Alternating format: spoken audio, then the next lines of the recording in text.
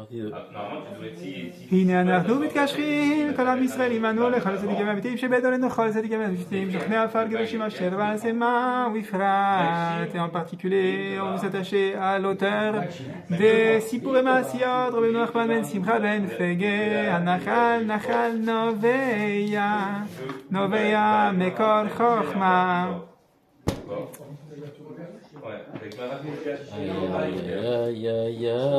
Tu connais. Qu'est-ce que dit une personne à qui tu offres un cadeau à son anniversaire, à un mariage, à une nouvelle maison dans laquelle il emménage, et tu rentres toi avec le cadeau, tu lui dis tiens les cadeaux, et la personne qui était juste avant toi, elle a donné le même cadeau. Et peut-être toi, ton cadeau il était d'occasion et le sien il est neuf, dédicacé par grand rabbin un tel talit, machin chose. Si t'es intelligent, tu fais comme si tu le recevais la première fois. Attends, non mais il n'y a pas de non-dit. Tout le monde, tu arrives et une fois que tu as embrassé ton ami, tu recules et tu vois l'autre bonhomme, il y a sa carte. Et tout le monde comprend que tout le monde a vu que l'autre il a donné le cadeau le même avant toi. Personne n'est vexé. Bon, c'est évident que ton cadeau il est superflu. À ce moment-là, l'autre qui reçoit, il doit répondre, mais c'est l'intention qui compte. C'est bien, ça rattrape un petit peu l'ambiance. Mais on comprend que bon, il y a un des deux cadeaux qui sert à rien, qui va aller sur une étagère. On n'en a pas besoin. Ok, j'ai pas besoin d'une deuxième machine d'espresso. En fait, c'est ça. Ok. Maintenant, est-ce que Bémet c'est l'intention qui compte? C'est là que je veux en venir. Est-ce que quand on dit c'est l'intention qui compte, c'est un permis, une licence pour échouer? Pour être nul. Bon, c'est l'intention qui compte, c'est bien, c'est gentil. Tu arrives avec un cadeau, tu as l'étiquette, là, une barque de vaisselle qui coûte une blinde, et tu t'as fait livrer la vaisselle directement dans la maison des mariés, et ils ouvrent la boîte, et toutes les assiettes, elles sont en kit. Elles sont en morceaux. Ah non, il n'y a pas besoin d'avoir le ticket de caisse, on sait que ça t'a coûté une blinde, ça t'a coûté un bras. Ils vont répondre, bon, c'est l'intention qui compte. La vaisselle, elle est bonne à acheter, mais merci d'avoir dépensé 1000 € pour notre vaisselle. C'est gentil. Le livreur, il a cassé. Ouais, mais c'est un peu... Bon, c'est la question d'entrée. Maintenant, pour comprendre de quoi on parle, il faut qu'on raconte une blague. Je peux dire que s'il va pas le prendre, c'est pas cause. Donc c'est une blague qui est très à propos. J'ai commencé à préparer notre limoud ce soir au début de la semaine et au cours de la semaine, au Hachem, il a fleuri des protagonistes de cette histoire dans l'actualité. C'est très rigolo. Alors c'est un monsieur qui aime beaucoup les juifs et qui dit les juifs sont partout. Ils sont dans l'économie, ils contrôlent les banques. Ils contrôlent les clubs de foot. Bon, peut-être pas tous. Quelques-uns. Et ils contrôlent la politique. Ils contrôlent Hollywood. Et ils contrôlent quoi encore? Tiens, c'est même à cause de eux que le Titanic il a coulé. Et là, il y a un juif qui dit quoi? Attends, les clubs de foot, je veux bien. L'économie, je veux bien. L'industrie du cinéma, je veux bien. Mais attends, le Titanic il a coulé parce qu'il a touché un iceberg. Eh ben, c'est bien ce que je dis. Carlsberg et Iceberg, c'est de la même famille, non? Tu t'appelles bien Berg, toi aussi? Alors là, le juif, il a excédé, il claque la porte. Il arrête la discussion. Franchement, Iceberg, c'était un juif parce qu'il avait un gros nez aussi? Arrête. N'empêche que un juif, il doit savoir qu'il est un iceberg. Arrête. Tu vas en venir. Eh ben, je te demande de dégainer le conte au début de la phrase où la princesse se lamente parce que le Shini la Meler On lui a dit, s'il te plaît, prends un an et prie, et à la fin de l'année, le dernier jour, tu ne manges pas. Et qu'est-ce qu'il a vu, lui? Il a vu un arbre avec des très belles pommes. Et il s'est dit, bon, je vais en prendre une, elle est belle. Et on lui dit, mais tu ne manges pas ces derniers jours, ne mange pas, parce que il faut pas dormir non plus. Et lui, il a croqué la pomme, et je sais pas, c'était une pomme soporifique, et il est tombé dans un sommeil de 70 ans. Et la princesse, quand il se réveille, après 70 ans de sommeil, elle se lamente sur lui, et elle lui dit, s'il te plaît, si tu étais venu, vas-y. En effet, si tu étais venu ce jour-là, tu m'aurais fait sortir d'ici et pour un seul jour, tu as perdu. Certes, le fait de ne pas manger constitue quelque chose de très difficile, en particulier le dernier jour, car alors le mauvais penchant se renforce beaucoup. Les excuses pour échouer, comme on a dit. L'intention qui compte. En d'autres termes, la princesse lui dit que maintenant, elle lui allégerait l'avertissement. Bon. Il ne lui serait plus recommandé de ne pas manger car c'est une chose difficile à tenir. C'est pourquoi retourne te choisir un endroit et reste-y également pendant un an. Le dernier jour, tu auras le droit de manger. Seulement, et là, attention, on zoome, seulement le dernier jour. Et là, seulement, ne dors pas et ne bois pas de vin c'est là notre propos. afin de ne pas t'endormir, car l'essentiel, c'est le sommeil. Génial. Alors, Bezrat Hashem, dans moins de 20 minutes, L'essentiel, c'est le sommeil. on va toucher à l'essentiel, c'est le sommeil. Et ne bois pas de vin. Ok, alors attends. On est dans les starting blocks. Ouais, mais On passe la première. Oui, mais pourquoi dit... Attends. Eh ben, c'est la conclusion. Non, les break. Si tu veux me récupérer... Donc, on avait dit avant de mettre en contexte dans la princesse disparue, dans ce morceau de conte qu'on a relu. On est encore en train de marcher dans les pas de Rao Ferrez, dont on extrait Subimoud. Alors, il n'a pas raconté la blague de l'iceberg, mais pour moi, c'était évident que ça illustre bien notre propos. Nous sommes tous des icebergs. C'est pour ça que le politique d'extrême droite, il a raison de dire que le Titanic il a coulé à cause des Juifs. Parce qu'on est tous des icebergs.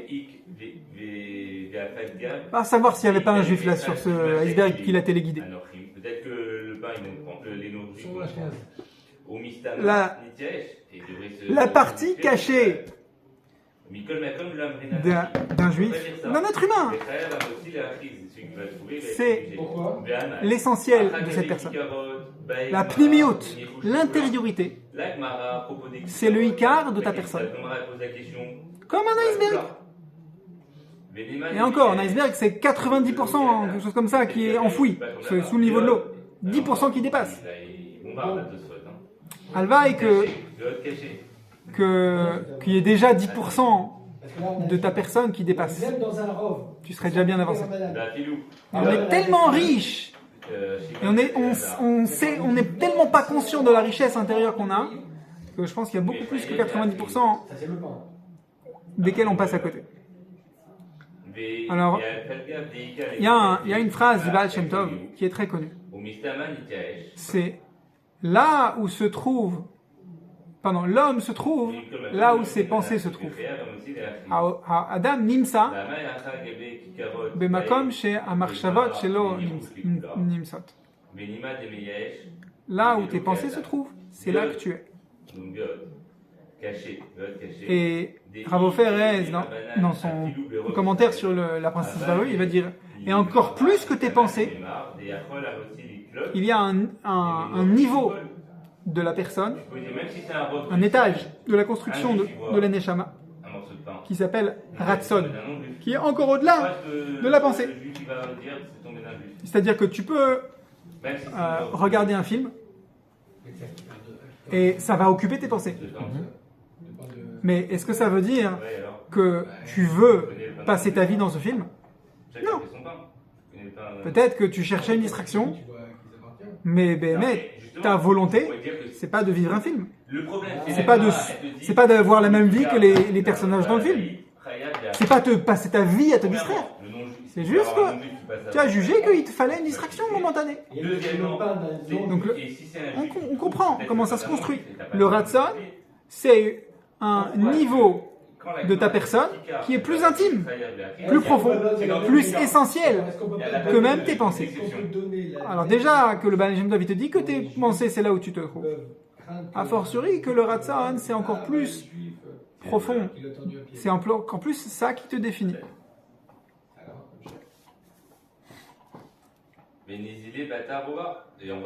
Alors, il y a un Sefer HaChinuch. Le Sefer HaChinuch, c'est un Rishon qui commente les mitzvot. Mina Shamaim, j'ai entendu cet enseignement-là, pas dans le livre de Rav Ofer cette semaine. Ça rentrait parfaitement. On connaît tous la mitzvah, comme on dit dans le Shema Israël. Lo tatu acharei levavchem. Vous n'allirez pas explorer après vos yeux pour aller voir s'il y a quelque chose d'intéressant à regarder pour alimenter mes pulsions. Le Sefer HaChinuch, qui est un Rishon, d'habitude, les Rishonim, ils ne te balancent pas des enseignements de Moussar au milieu d'un texte de Halakha. Et bien là, il le fait. Il te dit, les pensées sont le père et la mère à l'intérieur de la construction de l'être humain.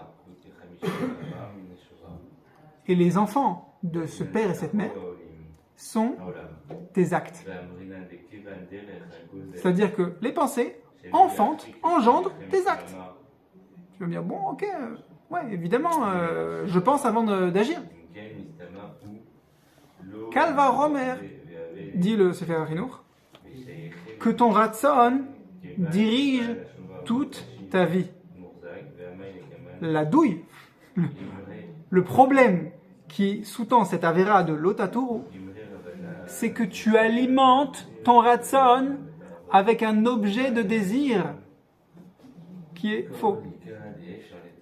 Quand on regarde un objet de désir Ratson, tu vois comment c'est connecté. C'est pas la même chose, mais il y a une connexion. Alors, il y a un détournement du Ratson par cet objet de Avera. Donc quand la mitzvah la Avera de l'Otaturu, de ne pas laisser ou activement explorer avec nos yeux, elle est grave. Pourquoi? Parce que c'est prendre ton Ratson et lui faire subir un détournement. Comme les milliards de dollars que l'ONU donne à l'UNRWA en Palestine, et c'est détourné pour acheter des armes. C'est mamache, un détournement magnifique qui est sous notre nez, au vu et au su des pays du monde depuis des dizaines d'années. C'est un détournement. Et ben tu sais quoi, c'est pas très grave. L'Otaturu acharei levavchem, c'est bien plus grave. Parce que c'est du Ratson, c'est pas de l'argent. C'est ton identité. Et le Schmilblick avec la princesse disparue, c'en est où? On y vient. J'ai ravi. À l'époque du Baal Shem Tov, du Harizal, des grands tzadikim qui arrivaient à scanner ta neshama, qui te faisaient un compte rendu comme ça et qui te disaient, voilà, maintenant, tu lis 5 Teilim par jour et tu auras ton tikkun. Oh, toi, tu dois lire une page de Zohar par jour. Toi, tu dois changer de métier. Ça, c'était à l'époque. Alors, tu pourrais te plaindre, mais tu peux plus maintenant parce qu'on a lu la lettre 108 du Halim Latroufa, maintenant tu peux plus te plaindre. Tu pourrais te plaindre et dire, à l'époque, ils étaient heureux parce qu'ils avaient des tzadikim qui les guidaient, c'était tchic-tchac, c'était facile. Si tu avais le bonheur de croiser le chemin du Harizal, ils te donnaient en 2 minutes ton tikkun pour le restant de tes jours, et c'était plié. Ils pouvaient te donner une prescription de comment réparer les défauts de ta vie, les gamim de ta vie, en quelques conseils très simples. Et il suffisait de suivre. C'est pas compliqué de suivre les conseils. Aujourd'hui, il faut se lever de bonne heure. Rien que tu lis les conseils de Rabbeinu, et en plus Rabbeinu il te dit qu'il faut que tu ailles lire les conseils des autres tzadikim qui sont même pas encore nés. Après lui, il y a d'autres tzadikim qui vont venir et il faut que tu lises aussi leurs livres à eux. C'est-à-dire après 120 ans, Rabbeinu il va te dire, T'as étudié le Mishnah Berurah? Alors Chassid Breslev va dire, bah attends, Rav Srami, il était pas Breslev? Non, je suis dispensé. Rabbeinu va te dire, quoi? Moi je t'ai dit dans mon livre qu'il faut que tu dises le Mishnah Berurah. Je te l'ai pas dit en avance parce qu'il n'était pas encore né. Mais je te l'ai clairement fait comprendre, il va sortir des livres qu'il faut que tu étudies.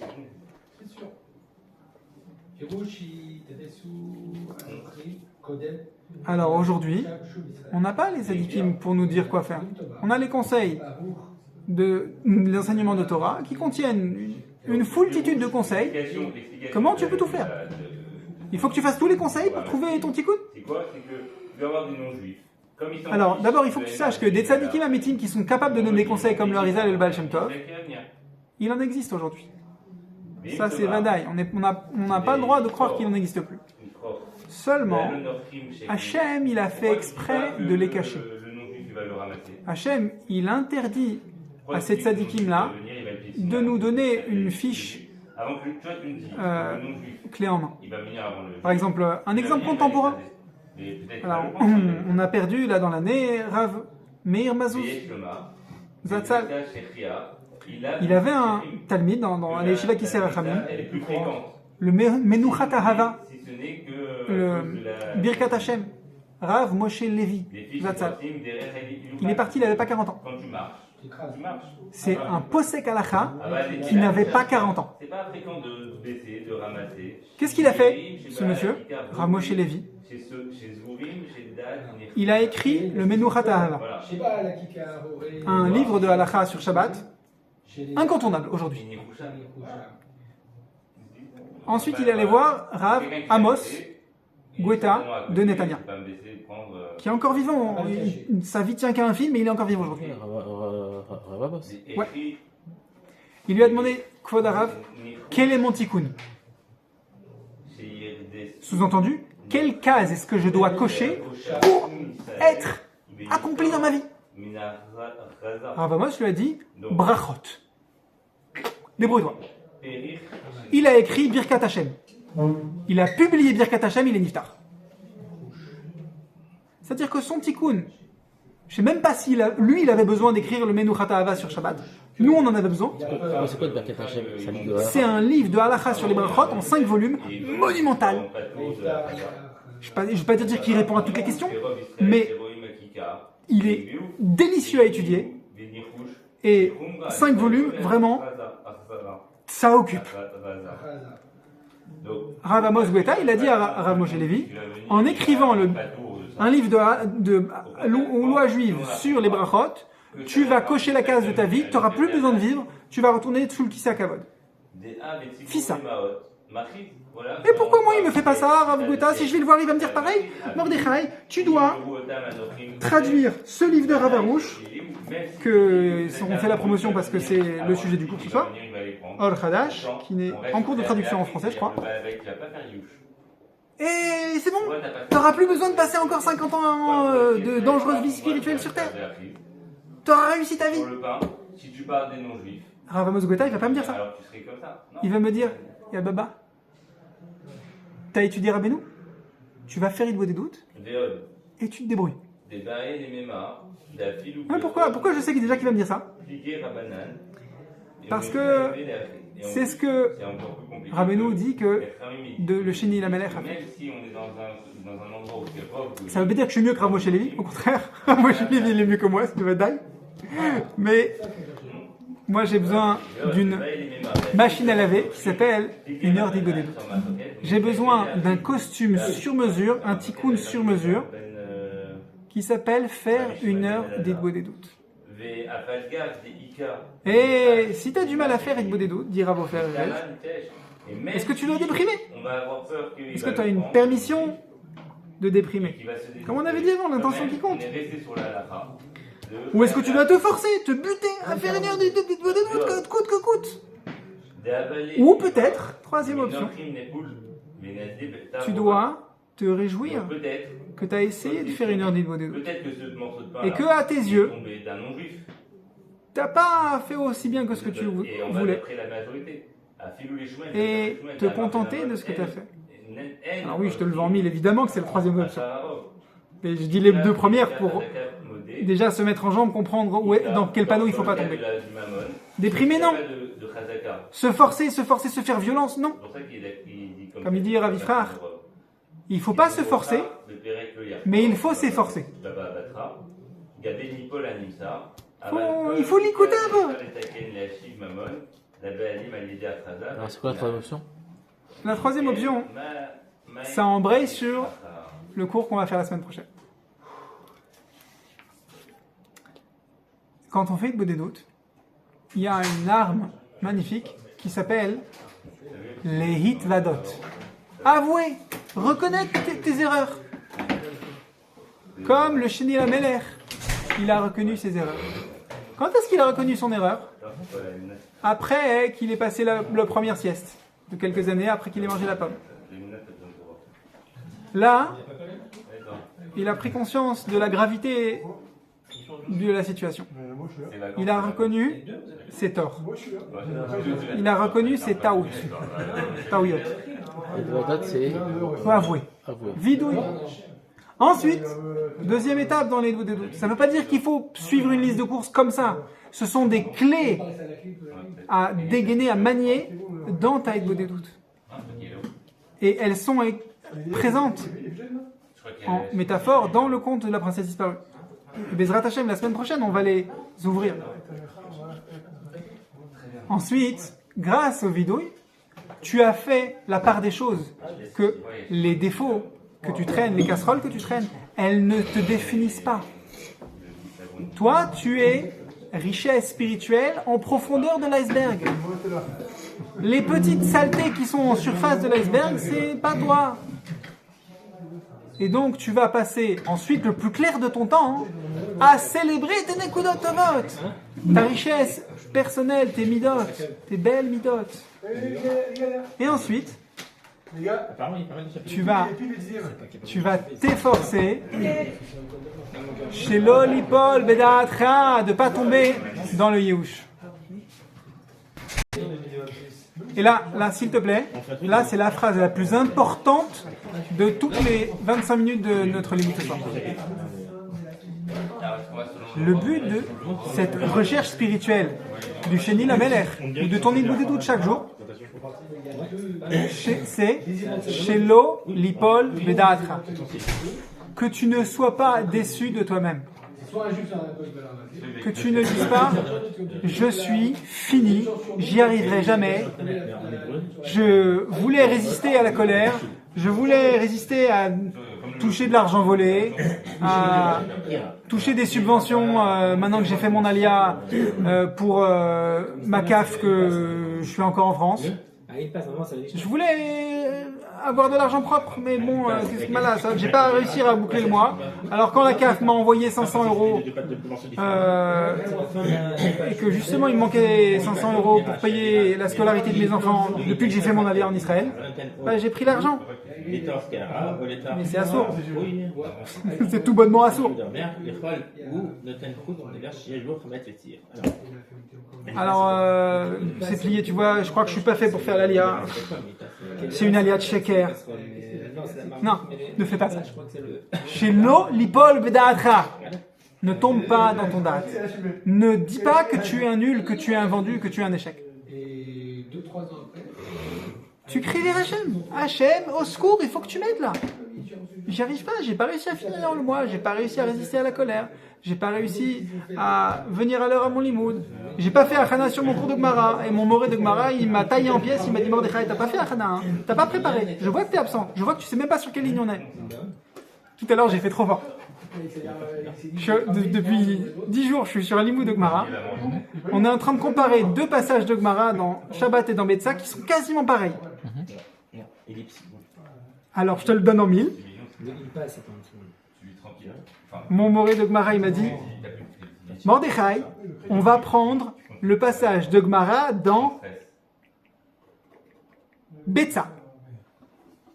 Moi, j'étais tout fier. J'ai pas ma série de Betsa à la maison, je l'ai perdu depuis 1 an. J'ai ramené mon volume de Gemara de Shabbat. Le mien. Avec mon protège-cahier, mes surlignages et tout. Mon mori m'a dit, c'est bon Mordechai, t'es prêt avec la Gemara Betsa? J'ai dit oui. J'ai ouvert ma Gemara Shabbat. Et après 35 minutes de liboud, il m'a dit Mordechai, pas sur la bonne Maseret. Ouais, je sais, mais c'était à peu près les mêmes mots. Et bon, j'ai vu que vous étiez sur le recto et moi sur le verso, mais bon, c'est pas grave. Mordechai, t'es à l'ouest. Oui, c'est vrai. Mais j'ai kiffé quand même, j'ai essayé de comprendre. D'accord. Est-ce que Nafal Tibedati? Non.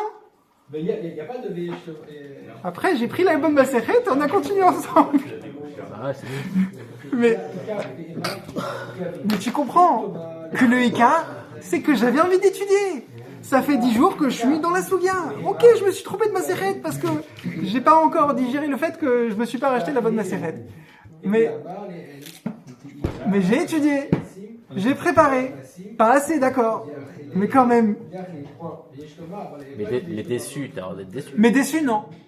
T'as pas le droit d'être déçu.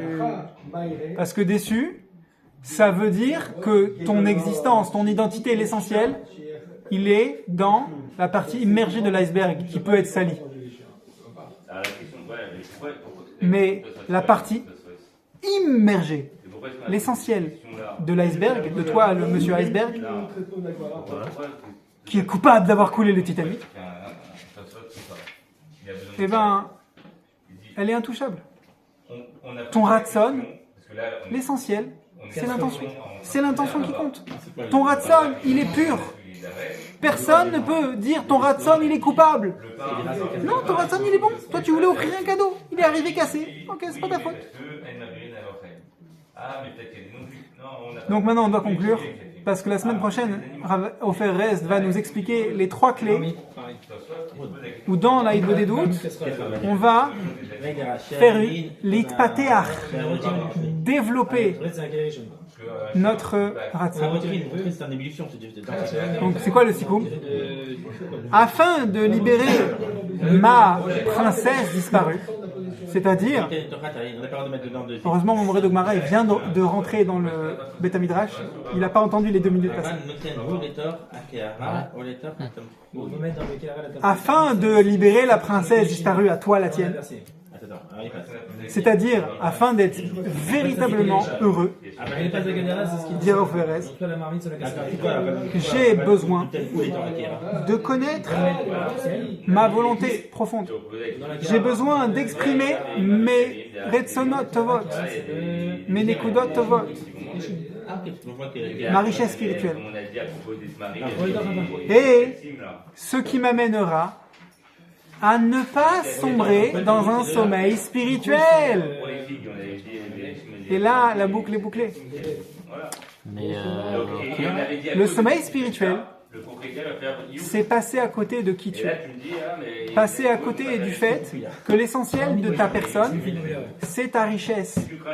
Et de prendre des vessies pour tes lanternes, de croire que un bon repas à Inoun, ça révèle que tu es un gourmand et que tu devrais t'apitoyer sur ton sort, que tu as passé trop de temps à manger un steak. Non, c'est pas vrai. Ok, t'as un bon coup de fourchette. Ah, ok. Mais ça veut pas dire que tu n'es que un mangeur de steak. Au contraire, tu es un mangeur de steak. Soit, ce n'est pas important. Peut-être que ça t'a fait rater un cours de Gemara qui était au moment où on t'a invité à manger un steak. D'accord. Mais ta vie spirituelle n'est pas définie par ta grossièreté. Ta grossièreté n'est là que pour que tu t'excites contre elle et que tu développes, tu épanouisses tes retsonot tovot. Le sommeil spirituel, c'est de croire que l'essentiel de ta vie, que ton identité, c'est ta matérialité. Ce mensonge-là, c'est la première épreuve du Sheni Lameler. Et une fois qu'il a passé ce mensonge, qu'il a compris que ce mensonge est une imposture, il a passé la seconde. quel mensonge? Le mensonge de croire que tes erreurs te définissent.